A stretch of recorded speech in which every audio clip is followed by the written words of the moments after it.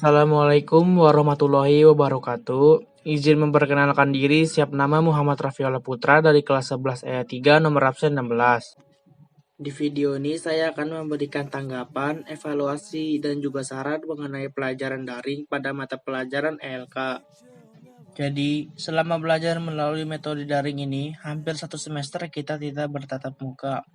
Selama 6 bulan itu di pelajaran ELK, kita mempelajari berbagai macam-macam jenis sistem listrik pada pesawat. Seperti pada semester sebelumnya, kita mempelajari electrical power, teori listrik dasar, simbol elektronika, dan juga transformator. Tapi sangat disayangkan, hingga hari ini pun kita masih belum diizinkan untuk bertatap muka. Namun kelebihan dalam pembelajaran sistem daring, contoh kelebihannya adalah 1. Dapat diakses dengan mudah. Cukup menggunakan smartphone atau seperangkat teknologi lain seperti laptop yang terhubung pada internet. Namun dalam segi kekurangan justru mungkin lebih banyak. Seperti contoh, 1. Keterbatasan akses internet.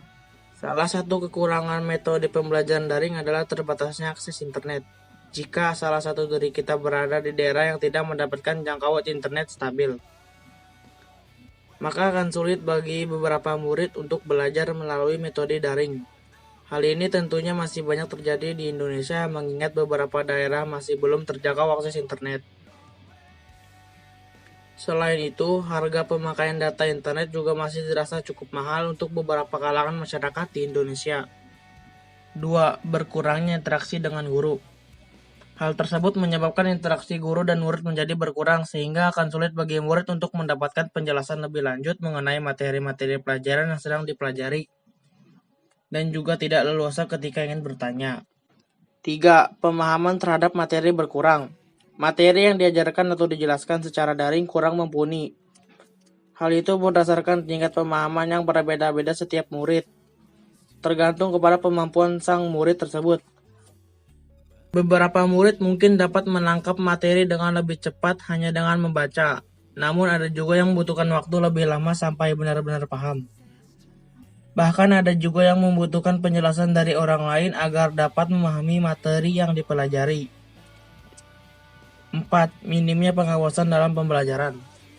Kurangnya pengawasan dalam melakukan pembelajaran secara daring membuat beberapa murid kadang kehilangan fokus. Dengan adanya kemudahan akses, beberapa pengguna cenderung menunda-nunda waktu belajar. Perlu kesadaran diri sendiri agar proses belajar dengan metode daring menjadi terarah dan mencapai tujuan. Untuk minimnya pengawasan dalam belajar mungkin lebih tertuju kepada murid yang berada di tingkat TK, SD, dan juga SMP. Karena di tingkatan SMK atau SMA, kita sudah harus mencari jati diri kita sendiri dan juga harus mulai lebih giat dan fokus dalam belajar. Dalam pembelajaran sistem daring, saran saya adalah untuk hari ini dan seterusnya, daring adalah salah satu pilihan tepat untuk memutuskan rantai penyebaran COVID-19. Dan untuk mata pelajaran ELK sendiri, saran saya sebaiknya memberikan tugas seperti biasanya dan juga materi. Namun diusahakan tidak memberikan materi melalui YouTube.